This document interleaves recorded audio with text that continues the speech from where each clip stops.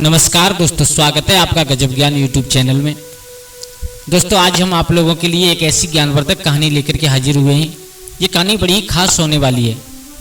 और दोस्तों, इस कहानी का मेन शीर्षक है कि पत्नी हो तो ऐसी, अन्यथा कुंवारे मर जाना, लेकिन ऐसी वैसी पत्नी से शादी मत करना, वरना जीवन भर रोना पड़ेगा। कौन से स्त्री में दो लक्षण हो तो घर को स्वर्ग बनने में ज्यादा देर नहीं लगती।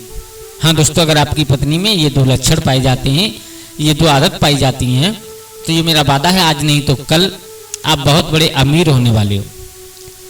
तो दोस्तों, कहानी प्रारंभ करने से पहले आप लोगों से एक निवेदन करूंगा कि अगर आप हमारे चैनल पर नए दर्शक मेहमान बंधु बन करके आए हैं तो प्लीज हमारे चैनल को सब्सक्राइब कर लीजिएगा और अपने दोस्तों और परिवार के साथ में शेयर जरूर कर देना। और हाँ, वीडियो को अंत तक जरूर देखना, क्योंकि वीडियो में आप लोगों को अंत में दो ऐसी बातें सुनने के लिए मिलेंगी जो हमारे जीवन में बहुत कुछ सिखा करके जाएंगी, दो अनमोल बातें। तो आ जाओ, आप लोगों का कीमती समय बर्बाद न करते हुए गौर करते हैं कहानी की तरफ। किसी नगर में एक राजा रहता था। उसकी 6 रानियां थीं, लेकिन विधि का विधान देखो, कोई मेट नहीं सकता है। उन 6 रानियों के गर्भ से किसी पुत्र या पुत्री का जन्म नहीं हुआ। महाराज बहुत दुखी रहते हैं। अब धीरे धीरे जब समय व्यतीत हो रहा है, 6 रानियों के ऊपर दोषार पड़ कर देते हैं। बोले, तुम पता नहीं कैसे नसीब वाली हो, जो तुम 6 होते हुए मेरे आंगन में तुमने एक बेटा का मुख नहीं दिखा पाया आज तक। तो मेरे भैया, राजा ने 7वीं शादी की। और देखो, राजा समर्थवान होता है, समर्थकों का दोष गुसाई। समर्थवान इंसान एक नहीं 10 शादी करे, वो समर्थवान है। तो राजा ने 7वीं शादी की। तो जब 7वीं रानी आंगन में आई तो महाराज उससे बहुत प्यार करने लगे। और जब उससे प्यार करने लगे तो आप लोग इस बात को जानते हो कि स्त्री कभी भी दूसरी स्त्री को देख करके मोहित नहीं होती। स्त्री को सबसे ज्यादा जलन होती है तो दूसरी स्त्री को देख करके ही होती है। 6 रानियां उससे नफरत करने लगी, घृणा करने लगी। अब 6 रानियों ने विचार किया, बोले जब से ये 7वीं रानी आई है महाराज के जीवन में, तब से महाराज हमारे जीवन से निकल चुके हैं, हमारी तरफ बिल्कुल ध्यान नहीं देते। मेरे भैया, विधि का विधान समय उपरांत उस छोटी रानी जो 7वीं रानी आई थी उसके गर्भ पलने लगा।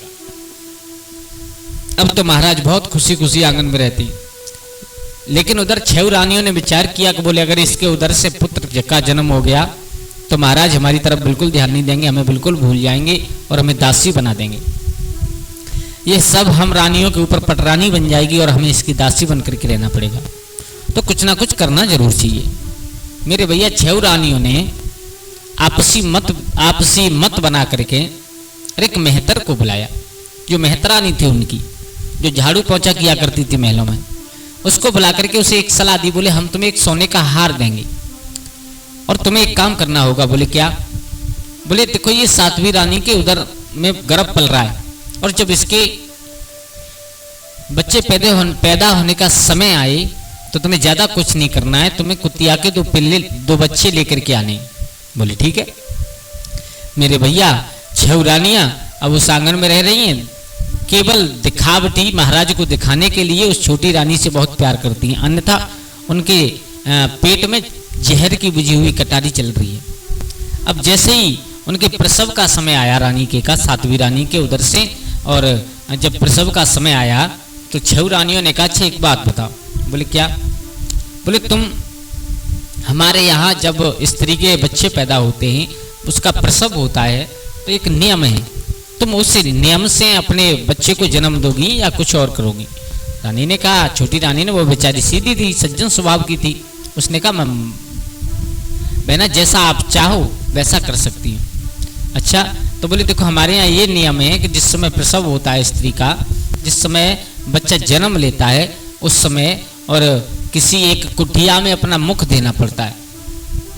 बोले, जैसा आप उचित समझो तैसे, हमें तो कुछ जानकारी है नहीं। मेरे भैया, उल्टी पढ़ाई पढ़ा करके और एक मिट्टी की बनी हुई कोई बर्तन था बड़ा सा, उसमें उस रानी का मुख बंद कर दिया।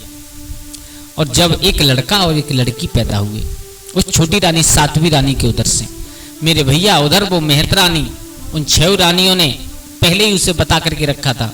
तो वो एक कुतिया का एक छोटा सा पिल्ला 2 बच्चे लेकर के आई और ला करके उसने वहीं पर डाल दिए जहां पर रानी का प्रसव हुआ था। मेरे भैया, दोनों जो रानी के उदर से बेटा और बिटिया पैदा हुए थे उनको गोद में उठा करके वो मेहता रानी ले गई। अब तो पूरे नगर में हल्ला हो गया।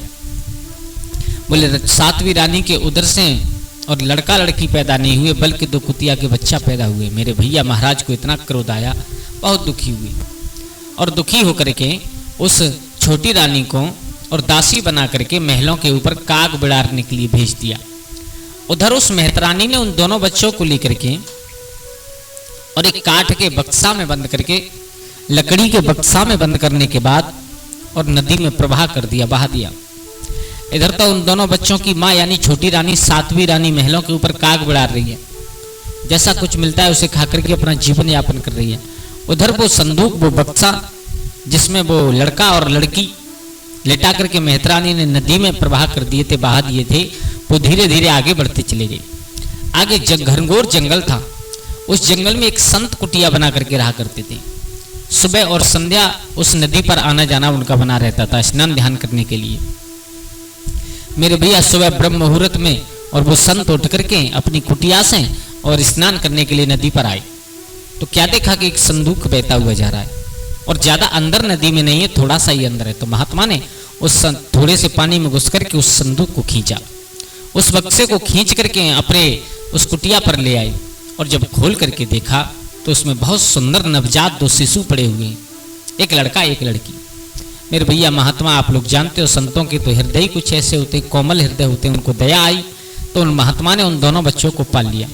ध्यान देना सब लोग, जब महात्मा ने उन दोनों बच्चों को पाला, उधर तो उनकी माँ महलों के ऊपर दासी बन करके कागों को उड़ाती है, जैसा कुछ मिल जाता है उसे खा करके अपनी जीवन यापन कर रही है। इधर वो बच्चे धीरे धीरे बड़े हुए, दोनों लड़का और लड़की बड़े होते चले गए। जब दोनों जवान हुए तो संत ने एक दिन अपने पास में बैठा करके कहा, बेटा और बेटी तुम दोनों मेरी बात एक गौर से सुनना। बोले कहो। बोले मैं भजन करता हूँ और मेरे पास खाने के लिए खुद अपना पेट भरने के लिए इंतजाम नहीं हो पाता। अब तक तुम मेरे पास रहे कोई दिक्कत नहीं, लेकिन अब जाकर के अपना कहीं पर और ठिकाना ढूंढिए, अब आपकी गुजर यहाँ पर नहीं होगी। तो वो दोनों बहन भाई वहां से चल दिए निकल करके। कहाँ? उसी राजा के महलों में आए जिनके वो दोनों बेटा और बेटी थे। मेरे भैया अब क्या था, महाराज से जाकर के उस लड़के ने विनय की। अब महाराज को नहीं मालूम है कि ये मेरा बेटा है और ना उस लड़के को मालूम है कि ये मेरे पिता हैं। बोले महाराज अगर आपके यहाँ कोई नौकरी मिल जाए तो हम उस नौकरी को करना चाहते हैं। हमारे पास कुछ नहीं है, मेरी एक जवान बहन है उसकी शादी भी करनी है, मेरे पास इतना कुछ नहीं है कि मैं अपना आज शाम को पेट भर सकूं। महाराज को रहम आया तो उन्होंने उस लड़के को अपने यहाँ पर नौकरी पर रख लिया। उसके बाद में थोड़ी सी जगह बता दी, बोले इस जगह में अपना जो कुछ भी रहने के लिए बनाना चाहो वो बना सकती हो तुम। अब मेरे भैया धीरे धीरे उस लड़के ने बहुत मेहनत की। बहुत मेहनत करने के बाद धन इकट्ठा किया और धन इकट्ठा करने के बाद अपने रहने के लिए छोटा सा घर बनाया। लेकिन उधर मेहतरानी को मालूम पड़ गया। बोले ये लड़का और लड़की वही हैं जो मैंने अपने हाथों से बहा दिए थे। अब तो उसने विचार किया, बोले महाराज को मालूम पड़ गया तो फांसी लगवा देंगे, जिंदा नहीं छोड़ेंगे। मेरे भैया तो 6 रानियों के पास जाकर के कहा है महारानी बहुत बड़ा गजब हो गया। बोले क्या हुआ? बोले हुआ ये कि आज से ठीक कुछ दिन पहले हमने एक बेटा और बेटी को जो रानी के उधर से पैदा हुए थे उनको नदी में बहाया था। आज वो जवान होकर के हमारे ही महलों में हमारे ही राज्य में रह रहे हैं और हमारे ही महाराज के यहाँ पर नौकरी कर रहे हैं। अगर किसी दिन बात खुल गई, महाराज को मालूम पड़ गया तो ना तुम जिंदा बचोगी ना हम बचेंगे। 6 रानियों ने कहा ये तो बहुत बुरी खबर है, अब इसका इंतजाम कुछ करना चाहिए। मेरे भैया तो 6 रानियों ने उस मेहतरानी के ऊपर बात डाली। बोले अब तो तुम ही कुछ कर सकती हो, हम तुम्हें एक और गले का हार देंगे अगर तुम इनको मरवा दो तो। बोले ठीक है। मेरे भैया अब क्या था, अब वो मेहतरानी धीरे धीरे उस जब लड़का दिन में महाराज के यहाँ पर नौकरी करने चला जाता तो लड़की घर पर अकेली रह जाती। तो वो मेहतरानी उस लड़की से मिलना प्रारंभ हुई है, बैठना उठना बातचीत करना इधर उधर की कहना। अब तो उन दोनों में मित्रता सी होने लगी, उस लड़की में और उस मेहतरानी में। लेकिन उस लड़की को नहीं मालूम है कि ये कपट भरी मित्रता कर रही है हमसे। मेरे भैया उसने कहा है, बोले बेटा अब तुम कब तक अकेली रहोगी? बोले क्यों? बोले तुम्हारा भाई जवान है। बोले हाँ है, तो इसकी शादी करा दो। बोले शादी? बोले कौन शादी करेगा, कहाँ से शादी होगी? बोले वो आप चिंता मत करो, एक लड़की है 7 समुंदर पार, और उस लड़की का ये नियम है कि जो उसके सवालों का जवाब दे देगा वो उसके साथ में शादी कर लेगी। और मुझे मालूम है कि तुम्हारा भाई इतना तेज है कि उसके सवालों का जवाब जरूर दे देगा, तो आप उनसे कहिए अपने भाई से जो शादी करके लेकर के आए। बोले ठीक है। उस लड़की की बात समझ में आ गई। जैसे ही शाम को भाई घर लौटा, खाना खिलाया, खाना खिलाने के बाद दोनों बहन भाई लेटे हुए, तो बहन ने कहा भैया तुम्हें नहीं लगता है? बोले क्या? कि अब तो इस घर में एक भाभी की जरूरत है। बोले पागल हो गई हैं तुम हैं? पहले तुम्हारी शादी करनी है, हमें उसके बाद कुछ देखेंगे। बोले नहीं भैया, मैं तभी जाऊंगी इस घर से जब तुम्हारा कुछ तुम्हारे आंगन में एक तुम्हारी पत्नी आ जाएगी तब, क्योंकि अगर मैं चली गई तो तुम्हारा ख्याल रखने वाला कौन है यहाँ पर? उस लड़की ने जिद की। उस लड़का ने कहा ठीक है चलो कोई बात नहीं, तुम कह रही हो तो शादी कर लेंगे, लेकिन करेंगे कहाँ से और कैसे? बोले यहाँ से ठीक 7 और समुद्र पार करने के बाद, और एक राज्य में एक लड़की रहती है, वो लड़की का एक नियम है, उसने ये बात कहलवा रखी है कि जो उसके सवालों का जवाब दे देगा वो उससे शादी कर लेगी, वो राजकुमारी है। तुम चले जाओ, और मुझे मालूम है कि तुम इतने तेज हो दिमाग के कि तुम उसके सवालों का जवाब जरूर दे दोगे। मेरे भैया वो लड़का चला महात्मा की कृपा से जैसे तैसे वो पार हुआ। पार होने के बाद में उस नगर में पहुंचा जिस नगर में वो लड़की रहा करती थी। लेकिन उधर उस संत को मालूम पड़ गया, जिस संत ने उन बच्चों का लालन पालन किया था, संत को मालूम पड़ गया। बोले आज आपत्ति विपत्ति में फंसने वाला है बेटा ये मेरे भैया। तो संत उनके पीछे पीछे धीरे धीरे चले। कहाँ? उसी शहर में जिस शहर में वो लड़का गया था। मेरे भैया द्वारे पर ही एक ढोल रखा था और कहा इसमें जो हाथ मारेगा वो राजकुमारी के सवालों का जवाब देगा। उस राजकुमार ने जाते ही जाते उस ढोल में हाथ मारा, वो राजकुमारी बाहर निकल करके आई। और जब बाहर निकल करके आई तो उसने कहा बोले हाथ किसने मारा इस ढोल में? बोले हम नहीं। बोले क्यों मारा? बोले हम तुम्हारे सवालों का जवाब देने आए, उसके बाद में हम तुमसे शादी करेंगे। लड़की ने विचार किया, बोले चलो ठीक है अच्छी बात है। उस लड़के को लेकर के लड़की बिल्कुल एकांत जगह में पहुंची जहां पर कोई सुनने वाला ना हो, और उस जगह पर जाकर के उसने कहा बोले एक बार फिर सोच लीजिए आप, अगर आपने हमारे सवालों का जवाब नहीं दे पाया तो हम यहीं पर आपको पत्थर का बना देंगे। बोले आप पूछिए क्या पूछना चाहती हूँ, और अगर हमने तुम्हारे जवाब नहीं दे पाए, सवालों का जवाब नहीं दे पाया तो आप चाहे कुछ करना, अगर हमने जवाब दे दिया तो हमें शादी करनी पड़ेगी। बोले ठीक है। तो मेरे भैया उस लड़की ने सवाल पूछा है, उस राजकुमार से कहा राजकुमार मेरा केवल एक ही छोटा सा सवाल है, और जो इंसान उसका जवाब दे देगा मैं उससे शादी कर लूंगी। बोले पूछिए। तो उस लड़की ने सवाल पूछा, सुनिए आप अगर हमें जानते हो तो हमें केवल अंगना मोर की कहानी सुना दीजिए कि ये अंगना मोर कौन था, क्या हुआ था इसकी जिंदगी में। अब मेरे भैया वो उसकी लड़की की पर्सनल कहानी थी, उसे वो राजकुमार कहाँ जाने, या कोई सोचने समझने वाली होती तो सोच समझ के कुछ जवाब देता, लेकिन ये तो कुछ अलग पूछा उसने। ये अंगना मोर कौन है और क्या कहानी है इसकी, ये कहानी आप हमें सुना दीजिए, हम आपसे विवाह कर लेंगे। वो लड़का घबरा गया, उसने कहा राजकुमारी ये तो मैं नहीं जानता हूँ। तो उसने अपनी दृष्टि डाल करके राजकुमारी ने और उस राजकुमार को पत्थर का बना दिया। मेरे भैया अब 2-4 दिन व्यतीत हुए तो उस संत को चिंता हुई, बोले मेरा चेला गया था अभी तक लौट करके नहीं आया। मेरे भैया धीरे धीरे उसी राजकुमारी के महलों में पहुंच गए। जाकर के ढोल में हाथ मारा, वो राजकुमारी निकल करके आई और उसने कहा बोले बाबा जी कहो तुमने हाथ क्यों मारा ढोल में? बोले तुम्हारे यहाँ पर हमारा एक शिष्य आया है। बोले कौन शिष्य आया? यहाँ पर हजारों आते रहते हैं और हजारों पत्थर के बने पड़े हैं, चलो पहचान लीजिए। मेरे भैया महात्मा ने जाकर के पहचाना, देखा तो वो राजकुमार एक पत्थर की मूर्ति बन करके खड़ा था। महात्मा ने पहचान लिया, बोले ये है मेरा चेला, इसे सही कीजिए, इसे हम अपने साथ ले जाएंगे। बोले सही तो हम तब करेंगे कि अगर हमारे सवाल का जवाब मिल जाएगा, तो आप इसको भी ले जाना और हम भी आप इन्हीं के साथ में विवाह करके चलेंगे। बोले ठीक है। तो वो संत इतने अंतर्यामी थे, उन्होंने योग दृष्टि से सोचा है कि ये लड़की क्या पूछने वाली है। बोले समझ गए कि ये अंगना मोर की कहानी सुनने वाली है। संत ने गौर लगाया, सारी कहानी समझ में आई। राजकुमारी ने पूछा आप हमें अंगना मोर की कहानी सुना दीजिए, हम तुम्हारे चेला को हम जिंदा कर देंगे, उसके बाद में उसके साथ हम विवाह भी कर लेंगे। तो महात्मा ने सुनाई। क्या थी अंगना मोर की कहानी? दोस्तों अगर आप लोग कमेंट करेंगे तो हम अगले भाग में आप लोगों को जरूर सुनाएंगे ये कौन सी कहानी थी, जिस कहानी को सुनने के लिए उस राजकुमारी ने हजारों राजकुमार पत्थर के बना दिए। अगर आप लोग चाहोगे, अगर आप लोग कमेंट में पूछोगे तो हम जरूर अगले भाग में आप लोगों को सुनाएंगे। लेकिन उधर उस संत के साथ में वो शिष्य यानी उस लड़की ने उसे सही कर दिया, उसके साथ में विवाह हो गया। लेकर के वो बाबा जी अपने चेला को और चेला की बहू को लेकर के उसी नगर में लौट करके आए जिस नगर में उसकी बहन रहती थी राजकुमार की। संत अपनी कुटिया के लिए चले गए और वो राजकुमार अपनी पत्नी को लेकर के घर पहुंचा तो सब लोगों ने बड़ा सम्मान किया, लेकिन रानियों के हृदय में फिर वही जलन उत्पन्न हुई। बोले ये फिर बच गया, लेकिन अब किया क्या जाए, हैं क्या करना चाहिए। लेकिन उधर वो जो राजकुमारी थी जिससे वो लड़का विवाह करके लाया था, उसका एक भाई था जिसका नाम था अंगना मोर। और वो जब घर से निकल करके गया था तो अपनी बहन से कह करके गया था कि बहन जब तेरी शादी हो कभी भी जीवन में भविष्य में तो आप बगैर हमसे मिले चले मत जाना अपनी ससुराल। लेकिन आज के दिन वो बेचारी राजकुमारी भूल गई, अपने भाई से जो जंगल में रहा करता था उससे बगैर मिले उस राजकुमार के साथ शहर में चली आई। मेरे भैया अब रानियों को 6 जो रानी थी उनको चिंता हुई, बोले ये तो मरा नहीं, अब कैसे मरेगा। तो आज उन रानियों ने दूसरी अकल निकाली है।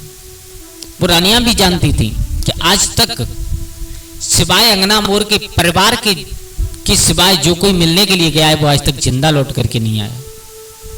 तो आज उस मेहतरानी से जाकर के समझाया सारा हाल। बोले एक बात तो तुम्हारी उस राजकुमारी ने मान ली, उस लड़की ने, अब दूसरी बात और पढ़ाइए। बोले क्या। बोले पढ़ा दीजिए आप जाकर के कि आप शादी तो करके ले आए लेकिन अगर अगना मोर और आ जाए तो इस परिवार की शोभा ही कुछ और हो जाए। मेरे भैया उस मेहतरानी ने जाकर के उस लड़की से कहा है, जब वो अच्छा वो जाती जब थी मेहतरानी, जब वो लड़का नौकरी पर अपने काम धंधे से बाहर निकल जाता था तब। आज मेहतरानी फिर बैठी है, मेहतरानी बातें करती रही इधर उधर की। बोले तुम्हारे भाई शादी कर लाए। बोले हाँ। बोले तुमने हमारी बात मानी, आज परिवार में कितनी खुशी है, कितना अच्छा लग रहा है। बोले हाँ। बोले अगर एक बात तुम और हमारी मान लो तो शोभा बढ़ जाए इस आंगन की। बोले क्या। बोले बात वो ये है कि अपने भाई जब तुम्हारे भाई वापस आ जाएं तो उन्हें पूछना और उनसे कहना कि अगर तुम हमारे परिवार की शोभा बढ़ाना चाहते हो, शादी होकर के लड़की तो घर में आ गई लेकिन अंगना मोर अगर और आ जाए तो इस आंगन की शोभा ही कुछ और हो जाए। मेरे भैया संध्या हुई, राजकुमार वापस आया तो राजकुमार ने आकर के देखा तो उसकी बहन बैठी हुई है। बोले बहन आज कैसे उदास है। बोले भैया उदास इसलिए हूं कि मेरे दिल में एक और तमन्ना है, अगर तुम उसे पूरी कर दो तो मेरे जीवन का सपना ही पूरा हो जाए। बोले क्या। बोले तुम शादी मेरे कहने से शादी करके और मेरी भाभी घर आंगन में ले आई। बोले हाँ। अगर इस घर की शोभा बढ़ानी है आपको तो अंगना मोर को और लेकर के आओ, वो जंगल में मिलेगा तुम्हें। मेरे भैया उन बहन भाइयों में इतना प्यार था, बहन की बात सुनकर के बगैर अपनी पत्नी को बताए और वो लड़का वहीं से निकल गया, जाकर के जंगल में पहुंचा। तो अंगना मोर नाम का जो मोर पक्षी था वो इतना खतरनाक था कि वो अगर क्रोध में आकर के किसी के ऊपर अपनी दृष्टि डाल देता तो वो जल करके भस्म हो जाता था, इतना क्रोधी था। मेरे भैया अब जैसे ही वो राजकुमार वहां पहुंचा उससे कहा कि आपको हमारे साथ चलना होगा। उसने कहा क्यों चलना होगा। बोले हमारे घर पर रहना है तुम्हें, हमारी बहन की ये जिद है कि तुम हमारे आंगन में नहीं जाओगे तब तक वो खाना नहीं खाएगी। मेरे भैया दोनों में बहस हुई, बहस होने के बाद दोनों में झगड़ा हुआ और झगड़ा इतना बड़ा कि उस अंगना मोर नाम के पक्षी ने अपनी दृष्टि डाली तो उस लड़के को जला करके भस्म कर दिया। अब उधर जो उस लड़के की पत्नी थी उसने उस लड़के की बहन से पूछा, बोले तुम्हारे भाई नजर नहीं आ रहे, कहाँ हैं। तो उस लड़की ने बताया भैया तो जंगल में अंगना मोर लेने गई हैं। क्या। बोले हाँ। बोले दोबारा कहना। बोले हाँ सच कह रहा हूँ, जंगल में गए हैं घर की शोभा बढ़ाने के लिए। वो लड़की समझ गई कि मेरा भाई कितना खतरनाक है, वो अंगना मोर नाम का जो पक्षी है। अब मुझे मालूम पड़ गया कि मेरे पति इस दुनिया में नहीं, उसने मार दिया होगा। अब तक तुरंत दौड़ी वहां से, भागते भागते भागते भागते उसी जगह पर पहुंची है जहां पर उसका पति मरा पड़ा है और वो पक्षी एक पेड़ की खो में बैठा हुआ है। तो उसने जाकर के बाहर बुलाया। बोले बहन तुम। बोले हाँ। क्यों आई हो। बोले तुमने जिसे मारा है तुम्हें मालूम है ये कौन है। बोले कौन है। बोले ये तुम्हारे बहन हुई, हमारे पति देव हैं। बोले क्या। बोले हाँ तुम्हारी शादी होगी। बोले हाँ। बोले जिस दिन तुम गई थी, जिस दिन हम घर से छोड़ करके आए थे तो हम तुमसे एक बात कह करके आए थे, ध्यान है तुम्हें, कि जब तुम्हारी शादी हो जब भी अपने ससुराल के लिए जाओ तो हमसे बगैर मिले मत जाना। तुमने गलती कर दी, अगर तुम उस दिन आ जाती हमारे पास तो आज ये दिन तुम्हें देखना नहीं पड़ता। तो उस राजकुमारी ने विनय किया, बोले भैया जो हुआ सो हुआ, हमसे गलती होगी बहुत बड़ी, लेकिन अब इसका कुछ कीजिए, अन्यथा जीवन भर विधवा बनकर के मैं अपना जीवन कैसे काटूंगी, बगैर पति के कैसे अपना जीवन व्यतीत करूंगी। मेरे भैया उस अंगना मोर ने दोबारा अपनी दृष्टि डाल करके उस लड़के को जीवित किया।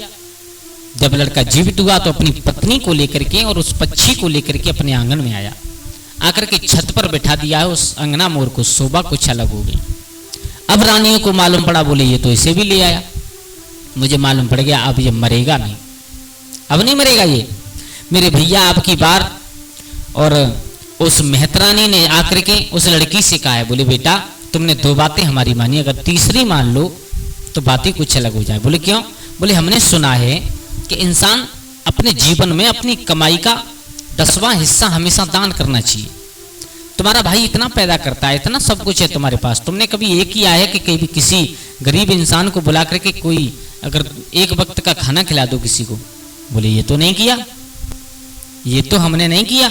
मेरे भैया अब क्या था, अब तो अपनी बहन के करने के अनुसार उस भाई ने पूरे नगर की दावत कराई है, पूरे नगर को निमंत्रण दिया, बोले सबको हमारे यहाँ खाने पर आना है। मेरे भैया जैसी तैसा था उसने इंतजाम किया, उसके बाद में इंतजाम करने के बाद पूरे दिन दावत चली, खाना चला, सब लोग दावत खाना खा करके चले गए। अब पूरे नगर में कोई नहीं बचा, केवल वही बची जो उन लड़का और लड़की की माँ महलों के ऊपर फटे पुराने वस्त्र पहन करके कागों को उड़ाया करती थी।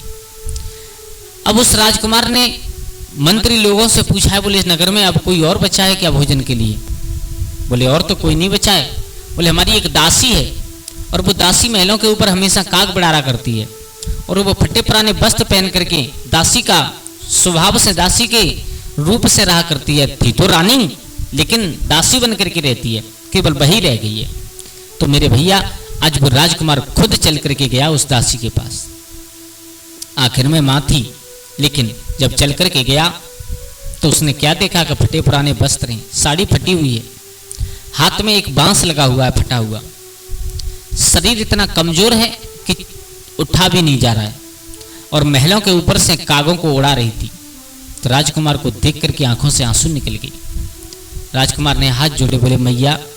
तो उस दासी ने देखा, बोले बेटा तू मुझसे मैया क्यों कह रहा है? बोले पता नहीं क्यों मेरे मुख से निकल गया। बोले मैया आपको चलना है, हमारे यहाँ आपका निमंत्रण है, आप खाने पर नहीं गई। बोले बेटा मेरे पास इतने वस्त्र नहीं है, मैं उन्हें पहन करके चली जाऊँ। बोले कोई बात नहीं है, आप ऐसे ही चलिए। मेरे भैया लेकर के आया है अपने साथ, बिठा करके वो लड़का और लड़की उस वृद्ध महिला को यानी अपनी माँ को, जो 7वीं रानी थी राजा की, उसको भोजन खिला रहे हैं। तो देखो विधि के विधान को कोई मेट नहीं सकता है। एकदम से उस दासी यानी वो रानी थी 7वीं, जो उनकी माँ थी, उसके अंचलों से दूध की धार निकल करके उस लड़का और लड़की के मुख में गई और जैसे ही दूध की धार निकली, जितने भी लोग देख रहे थे, महाराज बैठे देख रहे थे, सबके होश उड़ गए। बोले ये क्या हुआ? पकड़वा लिया दासी को। बोले दासी ये क्या किया है? बोले महाराज मुझे कुछ नहीं मालूम है। इतना विवाद हुआ कि महाराज उस दासी को यानी अपनी 7वीं रानी को, जो सबसे छोटी रानी थी, उसे सजा देने तक के लिए तैयार हो गई। उसे सजा देने वाले अब लड़का लड़की खड़े खड़े रो रहे हैं। बोले ये हुआ तो हुआ क्या, समझ में नहीं आया। मेरे भैया तब वो जो अंगना मोर नाम का पक्षी छत पर बैठा हुआ था, उसने कहा है, बोले इस दासी का दोष नहीं है, इसे आप सजा मत दीजिएगा। सब लोग उसकी तरफ देखने लगे। बोले क्यों? बोले इसके अंचलों से दूध आया है, ये कोई साधारण बात नहीं है। इसके अंचलों से दूध इसलिए आया है कि ये इन लड़का और लड़की की यानी जो हमारे बहनोई साहब हैं, इनकी और इनकी जो बहन है, इन दोनों की माँ है। बोले क्या? बोले हाँ। बोले इनकी माँ कैसे हो सकती है? बोले हो सकती है। उसने छत पर बैठ करके पूरी कहानी बताई। बोले महाराज जो तुम्हारे सामने तुम जो पेश किया गया था कि कुतिया के बच्चा पैदा हुए, ऐसा कुछ नहीं। इनके उधर से एक बेटा और एक बिटिया पैदा हुए थे, जो आपके सामने खड़े हैं। ये आपका बेटा है, ये आपकी बिटिया है। और ये जो हरकतबाजी की है, ये जो तुम्हारे साथ में धोखा किया है, इस रानी के साथ में धोखा किया है, इन बेटा और बिटिया की जीवन बर्बाद किया है, इसमें सारा हाथ है उस मेहतरानी का। मेहतरानी को पकड़वा लिया। महाराज सजा देने के लिए तैयार हैं। तो मेहतरानी ने सारी बात बता दी। बोले महाराज मैंने अपनी मर्जी से नहीं किया। बोले फिर? बोले तुम्हारी जो 6 बड़ी रानी है उनकी मर्जी से, उनके कहने पर किया। मेरे भैया महाराज ने 6 रानियों को पकड़वा कर और उस मेहतरानी को बीच चौराहे पर जिंदा गड़वा दिया, सजा दे दी उन्हें। उधर उसे दोबारा रानी बनाया गया, उस बेटा को राजकुमार बनाया गया और उस बिटिया को राजकुमारी बनाया गया। तो दोस्तों कहते हैं ना कि इंसान अगर अपनी सी पर रुका रहे तो उसे जीवन में कभी भी दुखी नहीं रहना पड़ता, वो इंसान हमेशा जीवन में सुखी ही रहता है। तो दोस्तों कैसी लगी आप लोगों को हमारी ये कहानी? अगर अच्छी लगी हो तो प्लीज हमारे चैनल को सब्सक्राइब कीजिएगा और हो सके तो अपने परिवार और दोस्तों के साथ में शेयर जरूर करना। आज के लिए बस इतना ही, कल फिर मिलते हैं किसी एक नई कहानी, एक नई चर्चा के साथ। तब तक के लिए सभी लोग आनंदित रहें, खुश रहें। जय श्री राधे, जय श्री राम।